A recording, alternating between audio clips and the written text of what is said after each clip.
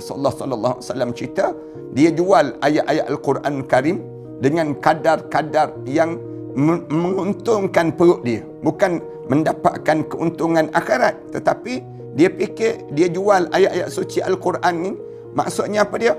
Dia halalkan benda yang diharamkan oleh Allah. Kenapa dia nak jaga jawatan dia? Kerana dia nak jaga kedudukan dia. Kerana dia nak dapatkan keuntungan dia. Di mana tak ada dah orang nak jadi imam untuk sembahyang. Kenapa dia? Tak ada orang nak jadi imam untuk sembahyang. Sama ada. Yang ada di saat itu ialah merupakan orang-orang yang jahat-jahat saja. Orang yang baik-baik ni Allah mati dah. Matikan mereka sebut. Orang Islam tapi keimanan tu tak ada kepada Allah Subhanahu Wa Taala. Zaman kita, orang yang tak percaya pada Al-Quran, tak percaya pada hadis Rasulullah sallallahu alaihi wasallam. Orang kita percaya dengan WhatsApp, percaya dengan Facebook, Al-Quran, dan yang selain daripada itu, orang kita tak percaya. Alhamdulillah Rabbil wassalatu wassalamu ala asyrafil anbiya'i wal mursalin wa ala alihi wa sahbihi ajma'in. Subhanaka la ilma lana illa ma 'allamtana innaka antal alimul hakim. Rabbi shrah li sadri wa yassir li amri wa hlul 'uqdatam min lisani yafqahu qawli. Rabbi yassir wa la tu'assir wa tammim bil khair, amma ba'd. Para penonton dan sahabat-sahabat yang dikasihi sekalian, pertamanya marilah sama-sama kita mengaturkan rasa syukur yang tak terhingga kepada Allah di atas nikmat di mana Allah masih lagi memberi peluang pada kita untuk kita meneruskan, menambahkan ilmu pengetahuan pada diri kita, walaupun kita dalam tempoh yang kira-kiranya saat-saat yang sukar pada saat ini. Tapi Allah masih lagi kurniakan pada kita untuk kita membekali diri kita dengan beberapa ilmu. Di antara ilmu yang kita sedang belajar pada saat ini ialah kita belajar tanda-tanda nak berlakunya kiamat. Bila nak berlakunya kiamat, di sana ada tanda-tanda yang Allah Subhanahu Wa Taala jadikan tanda-tanda ini berlaku pada saat mana dekat-dekat nak berlakunya kiamat. Allah nak tutup alam ini, Allah jadikan tanda-tanda. Sebagaimana kita tahu bahawa setiap kita ni akan ada tanda-tanda lah.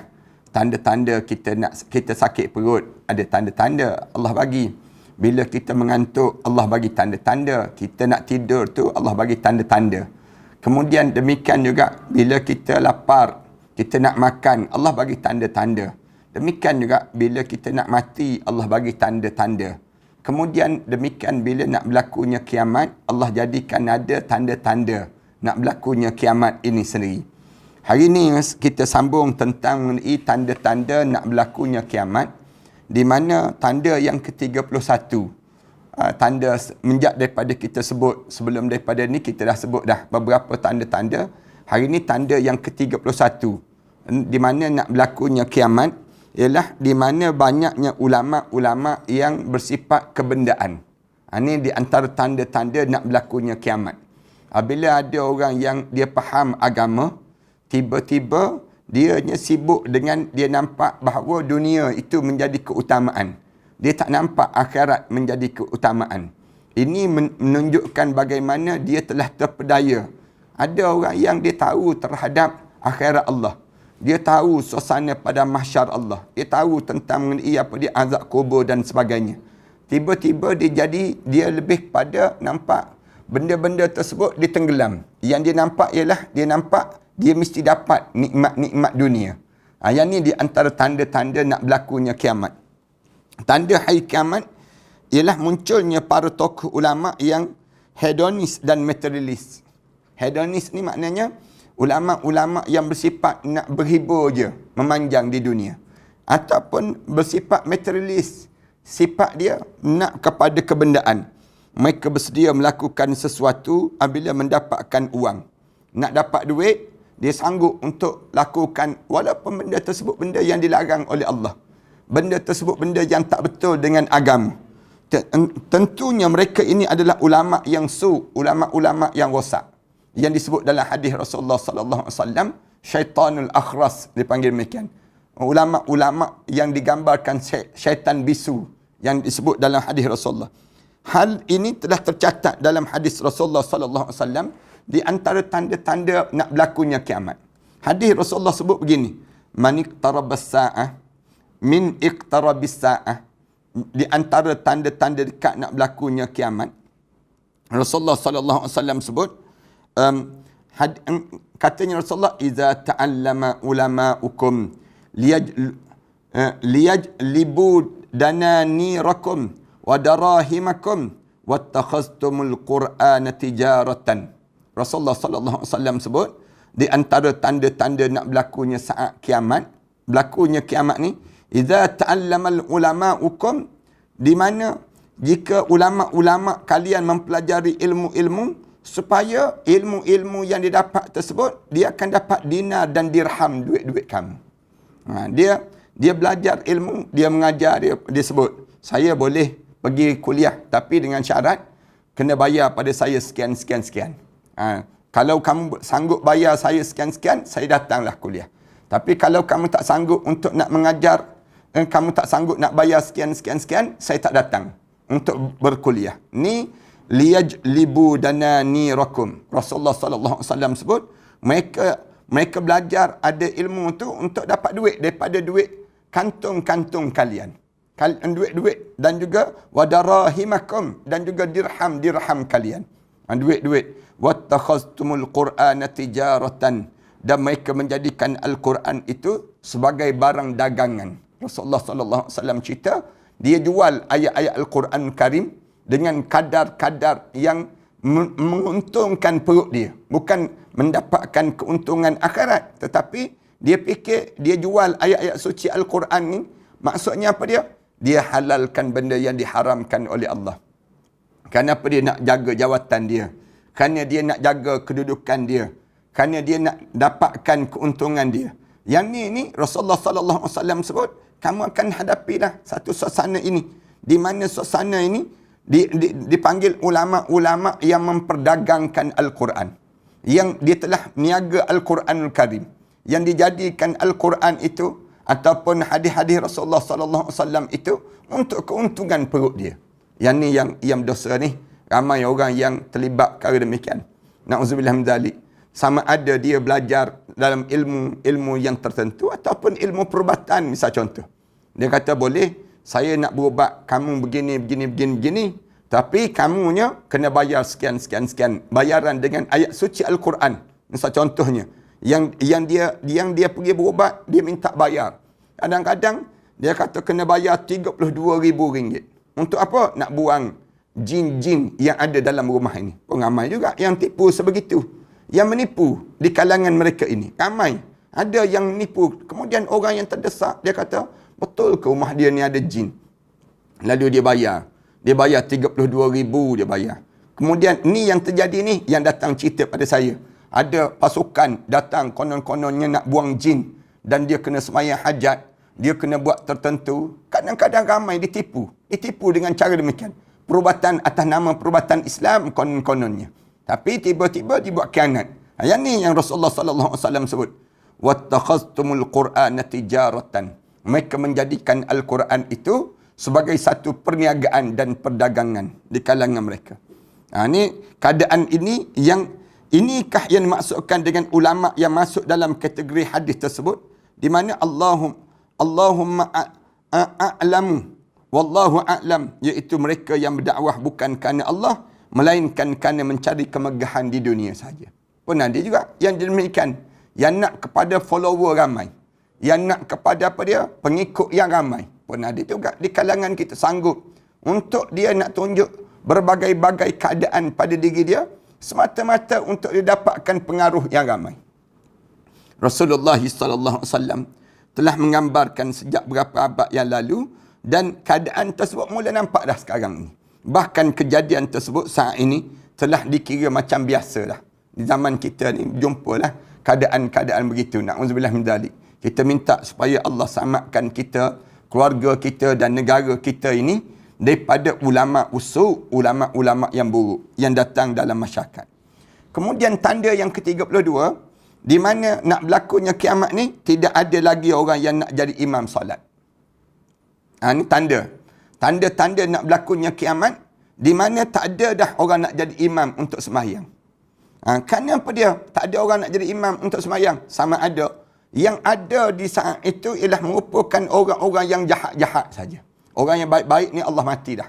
Matikan mereka sebut. Ataupun boleh jadi kerana apa dia? Kerana di waktu ini mereka terlampau sibuk dengan urusan dunia sampai tak nak sembahyang. Tanda akhir zaman. Di mana manusia ni masjid-masjid jadi kosong, kemudian orang tak nak solat, kemudian orang buat alasan. Sekarang ni lagi teruk orang buat alasan. Alasan kenapa tak sembahyang? Covid disebut. Covid dia buat alasan Covid sampai dia tak sembahyang. Tak patut langsung. Apatah lagi nak jadi imam. Nak jadi imam solat. Tak ada di kalangan mereka ni. Rasulullah gambarkan dalam sebuah sabda Rasulullah bahawa satu saat kelak orang-orang ni tak mahu lagi menjadi imam solat. Banyak sekali kemungkinan alasan mengapa orang tidak lagi mahu menjadi imam solat. Kerana mereka sudah tidak layak menjadi imam. Boleh jadi demikian juga. Kerana mereka memang tak layak jadi imam. Kerana terlalu banyak dosa yang diperbuat di kalangan umat manusia. Ataupun kerana malas. Akhir zaman ni orang jadi malas. Malas je. Tambah PKP ni pula. Misal contohnya. Bila berlaku PKP ni lagi malas. Nak duduk je kat rumah. Duduk pula sebelah dapur. Sebelah dapur. Tangan tu hulu kat bahagian dapur. Tangan tu hulu bahagian dapur. Akhir zaman ni. Kemudian punggung pula bahagian tandas. Senang makan. Makan je dalam hidup dia. Kerja dia dalam keadaan yang sedemikian rupa. Ini yang menyebabkan suasana berlaku. Suasana malasnya. Ataupun dia juga tidak memahami keislaman yang ada pada diri dia. Ataupun orang Islam tapi tak nak jadi imam. Kenapa tak nak jadi imam? Dia sendiri pun tak faham. Sembahyang tu macam mana? Ini tanda akhir zaman. Salamah binti Al-Hur meriwayatkan bahawa dia pernah mendengar Rasulullah sallallahu alaihi wasallam bersabda. Rasulullah sebut, "Inna min asyratis sa'ah an yatadafa'a ahlul masjid la yajiduna imaman yusalli bihim."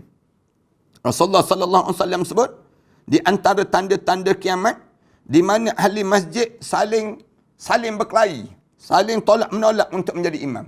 Yatadafa ni ahlul masjid, ahli masjid tu rasa tak layak, saya tak layak. Kamulah saling tolak menolak. Di akhir zaman nanti la yajiduna imaman yusalli bihim. Tiba-tiba masing-masing rasa tak layak, dia kata semayang sendiri-sendirilah. Masing-masing nak semayang seorang-seorang je. Duduk dalam masjid tapi tak nak semayang berjemaah. Ni pun ramai. Kadang-kadang kita perhati demikian. Kalau kita pergi singgah di RNR, kalau kita singgah di tempat-tempat hentian ini, ramai mana orang semayang sendiri-sendiri. Tambah sekarang buat alasan Covid lagi. Alasan Covid ni, ramai lagilah orang yang tak semayang berimam. Kenapa tak semayang berimam? Takut kena Covid, disebut demikian. Ni alasan-alasan yang timbul di kalangan kita lah. Padahal ada SOP, ada penjarakan. Boleh je kita nak semayang berimam pun.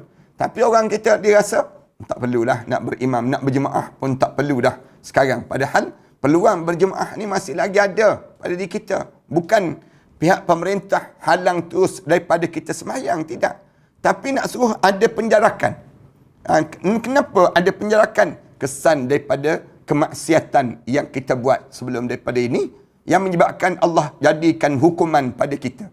Balasan. Ni dah balasan. Oleh kerana kamu, dulu-dulu kamu malas nak semayang, boleh jadi kerana dulu-dulu kamu sering kali mengumpat, kamu sering kali dalam keadaan yang mencerca, memaki hamun sesama kamu. Di antara benda yang aku balas pada kamu apa dia? Ialah kamunya, di mana saat ini aku jadikan pada kamu semayang, kamu berjarak. Itu cara demikian. Ni sikit je jarak 1 meter. Satu hari nanti kalau Allah jadikan jarak kita ni sampai 10 meter, sampai 1 kilometer, macam mana? Ini balasan. Dia panggil balasan kesan daripada hilangnya ketaatan pada Allah Subhanahu Wa Taala. Maksud hadis ini, pada suatu masa kelak tidak ada seorang pun yang bersedia menjadi imam solat. Sehingga sebahagian mereka dengan sebahagian yang lain saling menolak untuk menjadi imam. Tanda-tanda tu, tanda-tanda nak berlakunya kiamat. Hal ini disebabkan kebodohan mereka terhadap hukum syarak dan sedikit ketekunan mereka terhadap Al-Quran Karim. Ini pandangan alim ulama sebut, punca apa tak ada orang nak jadi imam ni? Puncanya kerana sikit sangat orang yang warak di kalangan mereka. payah, tak faham tentang syarak. Dan yang baca Quran pula semua salah. Iaitu imam, orang dengar je, baca Fatihah pun salah. Mana orang kita jadi demikian? Bahkan pada saat itu ditemukan dari mereka orang yang beriman sebagaimana sabda Rasulullah sallallahu alaihi wasallam, ya'ti 'alan nasi zamanun yajtami'una fihi wa yusalluna fil masjid wa laysa fihim mu'min.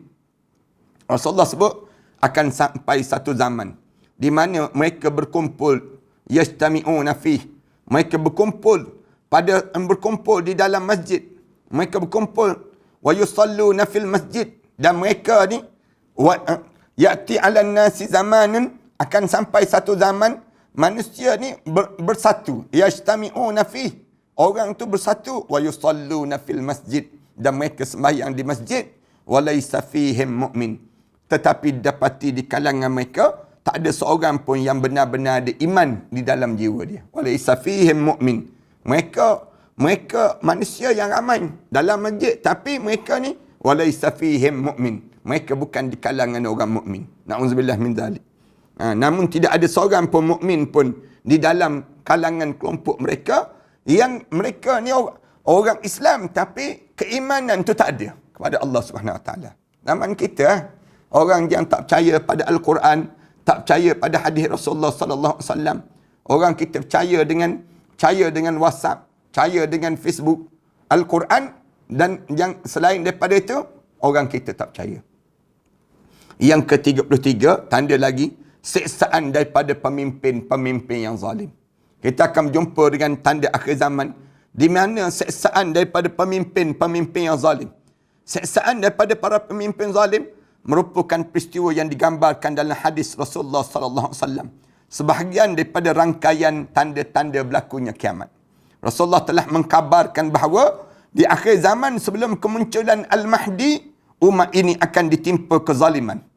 Umat Rasulullah ini akan berhadapan dengan pemimpin-pemimpin yang zalim. Tak tahu apa pemimpin ni nak. Kadang-kadang kan kita dapati pemimpin ni dia kaya dah. Tapi dia tu dah tua dah. Misal contohnya, dah tua dah pemimpin tu. Dia nak apa lagi dalam hidup dia? Nak pada harta benda, dia dah ada dah. Nak apa lagi? Bila dia dah tua sangat dah dalam hidup dia, tiba-tiba dia nak jadi pemimpin lagi. Pada diri dia tu sepatutnya orang-orang yang dah tua ni, kita fikirlah, bukan kita tak boleh nak jadi pemimpin, tapi kalau kita ada matlamat, beza dengan pemimpin Islam, matlamat dia nak menegakkan Islam.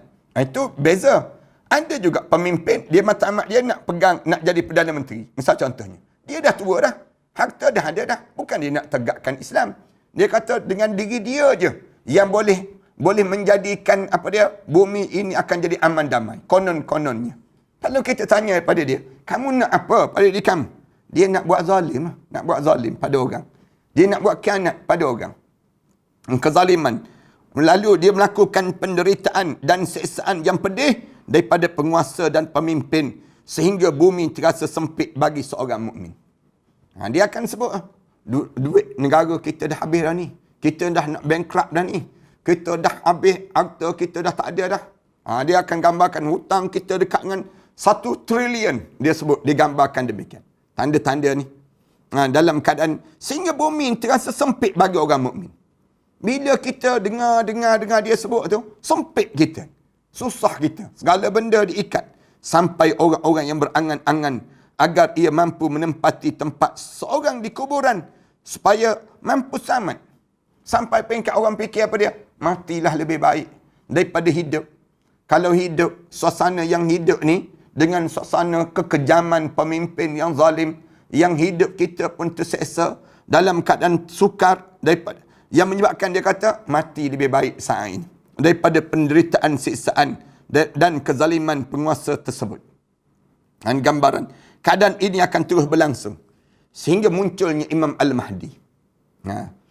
Bila kita ni dalam keadaan kena sebegini, sampai timbulnya Imam Mahdi. Bila timbul Imam Mahdi, ia pun melenyapkan dan membinasakan pemimpin-pemimpin yang zalim tadi. Lalu dengan kurniaan Allah, memenuhi bumi dan keadilan dan kebaikan. Ni tanda ni. Imam Mahdi akan datang. Bila Imam Mahdi datang, dia akan hapuskan pemimpin-pemimpin yang zalim. Ni. Sebagaimana sebelumnya dipenuhi dengan kezaliman dan ketamakan. Sebelum daripada ni, tamak, manusia zalim. Abu Sa'id Al-Khudri meriwayatkan bahawa Rasulullah SAW bersabda, akan turun menimpa umatku di akhir zaman siksaan yang pedih. Rasulullah sebut, akan sampai satu zaman pada kamu siksaan yang pedih daripada penguasa-penguasa mereka, pemimpin-pemimpin mereka, pemimpin-pemimpin yang kejam. Kamu akan sampai masa tersebut yang belum pernah didengari siksaan yang lebih pedih daripadanya. Kejam, pemimpin yang kejam. Akibatnya, bumi yang luas itu terasa sempit. Di antara tanda-tanda kekejaman pemimpin, bila bumi kita ni tak rasa boleh lagi kita bergerak dan sebagainya. Sempit suasana kita. Ni bimbang-bimbang kita ni. Dulu kita boleh bergerak ke mana saja. Tapi bila sampai satu saat, tiba-tiba jadi sempitlah pada kita. Bagi mereka serta bumi ini dipenuhi dengan kezaliman dan seorang mukmin tidak mendapat tempat untuk berlindung daripada kezaliman tersebut. Allah pun mengutuskan seorang laki-laki daripada keturunanku. Kemudian ia memenuhi bumi ini dengan keadilan sebagaimana sebelumnya syarat dengan kezaliman dan ketidakadilan. Ni Rasulullah sallallahu alaihi wasallam cerita demikian. Bumi ini penuh dengan kezaliman, dengan seorang mukmin tidak mendapat tempat untuk berlindung daripada kezaliman tersebut. Allah pun mengutuskan laki-laki daripada keturunanku. Rasulullah sebut demikian. Saat itu akan turun Imam Mahdi. Kemudian ia memenuhi bumi ini dengan keadilan sebagaimana sebelumnya syarat dengan kezaliman dan ketidakadilan. Ni yang akan berlaku ni.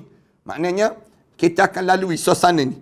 Penduduk langit dan para bumi pun reda terhadapnya. Datang Imam Mahdi, tenang dia terus. Alam ini pun tenang terus.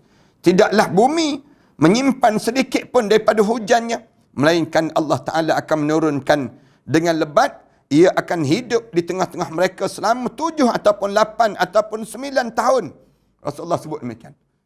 Rasulullah cerita Imam Mahdi ini akan hidup di kalangan orang Islam yang tenang saat itu selama 7, 8, 9 tahun. Supaya makhluk hidup dan benda mati mampu menikmati apa yang diperbuat oleh Allah Ta'ala terhadap penduduk bumi berupa kebaikan yang akan dirasakan. Hadis ini diriwayatkan oleh Imam Al-Hakim yang menceritakan demikian. Kemudian yang ke-34, tanda nak berlakunya kiamat, orang lebih menginginkan kematian daripada kehidupan. Ini di antara tanda-tanda nak berlakunya kiamat. Bila orang semua bercita-cita mati lebih baik daripada hidup. Ini di antara tanda-tanda nak berlakunya kiamat. Salah satu gambaran Rasulullah sallallahu alaihi wasallam tentang masa-masa menjelang hari kiamat yang sangat mengerikan adalah akan muncul sebuah masa di mana manusia tidak lagi menginginkan kehidupan. Manusia tak nak kehidupan, melainkan manusia nak mati je. Semua nak mati. Ini antara tanda-tanda. Sampai-sampai dalam sebuah riwayat dinyatakan saat seorang berada di atas kuburan seseorang, suatu hari ada seorang hamba Allah, dia pergi berdiri di atas kubur, lalu dia berkata, andai aku yang berada dalam kubur ini, nescaya aku lebih bahagia daripada aku hidup di atas dunia ini. Orang mula bercakap demikian. Tanda-tanda nak berlaku kiamat ni, di mana dalam riwayat Abu Hurairah radhiyallahu anhu, bahawa Rasulullah sallallahu alaihi wasallam bersabda. Rasulullah sallallahu alaihi wasallam sebut, la taqumus saa'ah hatta yamurra ar-rajul biqabri rajul fayaqulu ya laitani makanah. Tidak akan berlakunya kiamat sehingga seseorang itu berjalan, seorang lelaki itu berjalan di atas kubur saudara dia. Jalan di atas kubur lelaki yang lain. Lalu mulut dia sebut, ya laitani makanah. Alangkah bagusnya kalau aku berada di tempat kamu. Orang yang atas bumi menyebut, untungnya aku kalau aku duduk dalam kubur dibandingkan aku hidup di atas dunia. Kenapa? Kesengsaraan yang amat sangat. Hidup di atas dunia ni sengsara. Sengsara sangat. Ni di saat tersebut dia akan sebut, ya laitani makanah. Bagusnya aku kalau sekiranya aku boleh berada di tempat kami, orang yang telah meninggal dunia. Dalam riwayat daripada Abu Hurairah bahawa Rasulullah sallallahu alaihi wasallam bersabda. Rasulullah sallallahu alaihi wasallam sebut, walladhi nafsi biyadihi, demi nyawa aku dalam genggaman Allah, la tazhabud dunya hatta yamurra rajul. Tidaklah dunia ini akan lenyap sehingga datang di mana saat seorang lelaki yang murrajul ala qabr, melalui di atas kubur, fayatamarra' alaihi, fayatamarragu alaihi, lalu dia berhenti di atasnya, lalu dia berkata kepada orang dalam kubur tu, ya laitani kuntu makana sahib hadzal qabr. Alangkah untungnya kalau sekiranya aku berada dalam kubur ini dibandingkan aku hidup di atas kubur ini. Walaysa bihid din illa al-bala. Di saat itu Rasulullah kata, tak ada apa lagi agama yang mendorong berangan-angan seperti ini melainkan kerana ujian yang menyebabkan dia sampai peringkat dia boleh menyebut kalimah-kalimah demikian. Kerana ujian yang teruk sangat. Bila ujian yang teruk sangat pada diri dia, lalu dia sebut, dia kata, Allahu Akbar. Dia kata, kalaulah saya mati, jauh lebih baik daripada saya hidup di atas dunia ini. Dia akan sebut demikian. Dia pergi ke kubur-kubur, dia duduk atas kubur, dia sebut, matilah lebih baik daripada saya hidup. Kalau saya hidup, tiba-tiba kehidupan saya ini menjadikan keseksaan. Daripada saya hidup seksa, lebih baik saya mati. Bagi diri mereka sebut demikian. Yang ke-35, tanda yang ke-35 lagi, di mana sungai Furat akan mula mendedahkan ada gunung emas di dalam sungai Furat. Allahu Akbar. Ada gambaran yang cukup menggemparkan bangsa Arab kelak.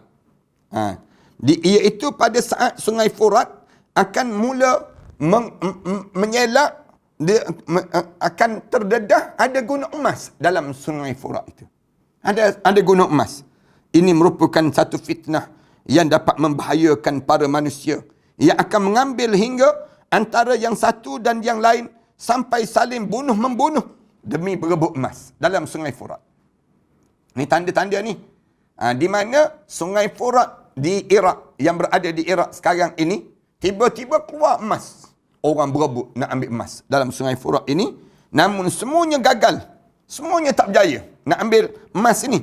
Yang mereka peroleh hanyalah kematian. Yang berebut nak ambil emas tu mati. Ini cara demikian. Peristiwa tersebut merupakan rangkaian tanda-tanda akan dekatnya hari kiamat. Dalam hadis Rasulullah sallallahu alaihi wasallam sebut, hadis yang diriwayatkan oleh Imam Bukhari, yushakul furat an yahshura an kanzin min zahab faman hadarahu fala ya'khudhu minhu syai'a. Rasulullah kata, hampir semua sungai Furat akan membuka, akan mendedahkan gunung-gunung timbunan emas dalam sungai Furat itu. Bila faman hadarahu, siapa yang mendatangi sungai Furat itu, fala ya'khudh minhu. Tak ada seorang pun yang masing-masing sibuk nak ambil emas ni, masing-masing berebut nak ambil emas ni, tiba-tiba tak ada seorang pun yang mampu mengambil emas itu, syai'a, walaupun sikit pun emas tersebut. Dalam riwayat yang lain, Rasulullah sallallahu alaihi wasallam bersabda, yushaku an yuhsyarul furat an jabalin min zahab. Suatu hari nanti sungai Furat itu akan terdedah sehingga kan nampak gunung emas. Terdedah dalam sungai Furat itu ada gunung emas. Fayaqtatilu alaihin nas. Manusia akan bunuh-membunuh di antara satu sama lain. Nak berebut emas ni, hatta yaqtula min kulli ashratin tis'atun wa yabqa wahid. Daripada setiap 10 orang yang datang tu, 9 daripada 10 tu terbunuh. Kalau ada seorang je yang selamat. Yang datang 10 orang, 9 tu akan mati. Berebut emas ni. Seorang tu selamat. Tapi selamat pun dapat kemas tu, tak dapat juga emas tersebut. Diriwayatkan daripada Abu Hurairah radhiyallahu anhu bahawa Rasulullah sallallahu alaihi wasallam bersabda. Saya sahabat-sahabat sekalian, saya bincang macam ni, saya tengok orang kita ni tak tunggu sungai Furat pun yang terdedah. Orang kita ni kadang-kadang adik-beradik pun berebut emas. Berebut emas pusaka. Kadang-kadang ramai mana di kalangan kita mati di antara satu sama lain. Berebut emas ni. Sekarang ni orang simpan jongkong-jongkong emas. Misal contoh. Dia tahu mak dia simpan, ayah dia simpan. Bila mati, dia tak bagi. Dia curi. Ada yang curi. Ada yang ambil kaut pada diri dia. Ada yang macam-macam cara.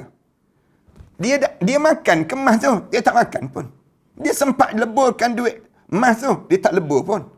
Tak sempat lebur pun. Mati dia. Mati awal. Dia tak dapat apa? Dia dapat dosa. Dia tak bagi pada adik-beradik yang lain. Pun ada juga di kalangan kita. Dia berebut emas. Rasulullah kata, apatah lagi kalau sungai Furat. Sungai Furat yang bila dalam sungai Furat tu terdedah ada gunung emas. Dalam sungai Furat tu tiba-tiba manusia datang. Yang tak ada dalam sungai Furat pun, yang ada dalam rumah masing-masing pun berebut. Bayangkan yang dalam sungai Furat, dalam rumah masing-masing pun berebut, dalam sungai Furat lagilah mereka berebut. Allahu Akbar. Dalam hadis yang lain Rasulullah sebut, yushakul Furat yahsyur an jabalin min zahab. Waktu mana nak berlaku kiamat nanti, sungai Furat akan mendedahkan ada gunung daripada gunung-gunung emas. Wa iza sami'a bihin nas saru ilaih. Bila manusia dengar ada gunung emas dalam sungai Furat, masing-masing berkejaran untuk mendapatkan. Macam kita tengok sekarang lah. Yang Amerika kan, dia kata di negara Iraq tu ada senjata pemusnah. Cari senjata pemusnah. Bunuh Saddam Hussein, mati Saddam Hussein. Bunuh Saddam Hussein, mati. Kemudian mereka cari senjata pemusnah. Ada? Tak ada. Tapi sebenarnya mereka cari apa? Cari emas di sungai Furat tu. Mereka cari, mereka jangka ada yang disebut dengan emas ni. Saru ilaih. Mereka berlari ke tempat tersebut. Fayaqulu min indih. Lalu dikatakan di sisi mereka, la in tarakna an-nas ya'khuduna minhu la yadhhabanna bihi kullah. Qala fayaqtatiluna alaihi fayuqtatalu min kulli mi'atin tis'atun wa tis'un. Rasulullah kata, jika kita biarkan orang-orang yang mengambil, lalu mereka pun berlari menuju ke tempat tersebut, lalu kata mereka, kalau kita biarkan orang lain akan ambil emas ini. Mereka sebut, la in tarakna an-nas ya'khuduna min. Kalau kita biarkan orang akan pakat-pakat ambil emas ini. Dia kata, lalu la yadhhabanna bihi kullu. Pasti mereka akan menghabis semua sekali. Orang berebut, orang akan ambil semua. Mereka pun saling membunuh. Lalu macam mana? Fayaqtatiluna alaih. Lalu masing membunuh. Kumpulan ni bunuh kumpulan ni. Puak ni bunuh puak ni. Rasulullah sebut, demi emas, gunung emas itu, sehingga daripada 100 orang, 99 orang terbunuh, seorang je yang tak mati. Allahu Akbar. Semua hadis yang kita cerita tadi merupakan hadis-hadis yang sahih. 4 hadis yang kita baca tadi, hadis yang sahih, yang diceritakan di mana sungai Furat itu akan terdedah ada gunung emas di dalam dia, dan berat dia hanya Allah yang mengetahui. Berat manalah gunung parahan sekali. Emas yang duduk bawah ni pun orang berebut dah. Emas yang ke atas, yang gunung, yang berada gunungan emas itu, cara taktikalnya gunung emas yang sangat besar akan makan korban yang begitu banyak. Kalau kita perhati demikian, ni banyaklah. Kemudian yang ke-36, tanda yang ke-36 lagi, orang yang paling bahagia adalah Luka' bin Laka'. Rasulullah sallallahu alaihi wasallam sebut, orang yang paling bahagia di saat mana akhir zaman, tanda-tanda nak berlaku akhir zaman, bukan orang peluk isteri 10 kali sehari. Bukan orang yang apa dia, buat cakaran harimau ke tak, bukan. Orang yang paling bahagia di akhir zaman ini, bila nak berlaku kiamat, ada seorang lelaki nama dia Luka' bin Luka'. Rasulullah sebut demikian.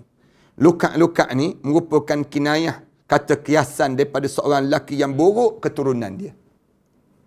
Luka' bin Luka' ni sebenarnya bukan nama dia tu Luka' bin Luka', tidak. Tapi satu istilah kiasan yang Rasulullah sallallahu alaihi wasallam gunakan untuk Rasulullah nak gambarkan orang ni buruk keturunan. Asalnya keturunan yang buruk. Datang daripada perzinaan ke, tak tahu mak dia daripada mana. Kedudukan dia pun buruk. Orang pun tak pandang. Akhlak dia pun buruk. Dan agama dia pun buruk. Ni pun ada ni. Zaman-zaman kita kan. Dia tak belajar sangat pun. Dia tidak kata orang yang kaya-raya sangat pun di peringkat awal. Dia tidak, tiba-tiba dia jadi sebahagia-bahagia manusia. Ada pun menurut orang Arab, Luka' secara bahasa bererti hamba yang buruk. Orang Arab kalau sebut hamba buruk, dia panggil Luka' terus. Huzaifah bin Yaman meriwayatkan bahawa Rasulullah pernah bersabda. Huzaifah cerita, la taqumus sa'ah hatta yakuna as'adan nas fid dunya Luka' bin Luka'. Tidak akan berlaku kiamat sehingga adanya seorang manusia yang paling bahagia atas dunia ni, Nama dia Luqa' bin Luqa'. Rasulullah sallallahu alaihi wasallam sebut demikian. Ni. Kemudian yang ke-37, tanda yang ke-37, munculnya orang-orang ataupun tokoh-tokoh daripada Ghassan. Ni orang-orang yang demikian. Pada akhir zaman akan muncul seorang laki-laki daripada Ghassan, orang yang tunduk dan patuh kepada dia, serta bersatu membela dia. Hal ini terjadi ketika zaman sudah berubah. Kerana itulah Imam Bukhari menyebut dalam bab Taghayyuruz Zaman, Imam Ahmad Asy-Syaikhani, Bukhari dan juga Muslim meriwayatkan daripada Abu Hurairah radhiyallahu anhu, Rasulullah sallallahu alaihi wasallam sabda, "La taqumus sa'ah hatta yakhruja ar-rajul min qahtan yasuqun nas bi asah." Tidak akan datang hari kiamat sehingga muncul seorang lelaki daripada Qahtan. Qahtan yang mengiringi manusia dengan tongkatnya. Al-Qurtubi bersabda, Al-Qurtubi berkata, sabda beliau, mengiring manusia dengan tongkatnya itu adalah kiasan tentang komitmen, kepatuhan dan ketundukan manusia kepadanya. Tanda pemimpin menjadi pemimpin. Bukan tongkat yang sebenar. Beliau membuat perumpamaan dengan tongkat itu adalah untuk menunjuk betapa patuhnya mereka kepadanya dan betapa berkuasanya dia atas mereka. Penyebutan ini juga menunjukkan kekejaman dan kebengisan atas mereka tersebut. Ni dia jadi tokoh, jadi pemimpin daripada Qahtan yang Rasulullah sallallahu alaihi wasallam sebut, yasuqun nas bi asah. Dia akan memimpin manusia dengan tongkat dia. Dia tunjuk dengan tongkat dia saja. Kemudian tanda yang seterusnya, tanda yang ke-38, insya-Allah kita sambung akan datang nantilah dalam membicarakan tentang tanda-tanda yang disebut dengan tanda-tanda nak berlakunya kiamat. Mudah-mudahan dengan kita sebut 2-3 tanda-tanda ini, kita akan buat persiapan sepanjang masa dalam hidup kita dan Allah jadikan kebaikan berterusan dalam hidup kita. Aku qouli hadza astaghfirullah li wa lakum. Wassalamualaikum warahmatullahi taala wabarakatuh. Bismillahirrahmanirrahim. Alhamdulillahirabbil alamin. Wassalatu wassalamu ala asyrafil anbiya'i wal mursalin wa ala alihi wa sahbihi ajma'in. Allahumma ighfir dhunubana wa liwalidina warhamhuma kama rabbayana shaghira wa li jami'il muslimina wal muslimat wal mu'minina wal mu'minat al ahya'i minhum wal amwat. Rabbana Allahumma inni as'aluka hubbak wa hubba man yuhibbuk wal amal alladhi yuballighuni hubbak. Allahumma ij'al hubbaka habba ilayya min nafsi wa ahli wa min al-ma'il barid. Allahumma inni as'aluka hubbak wa hubba man yuhibbuk wal amal alladhi yuballighuni hubbak.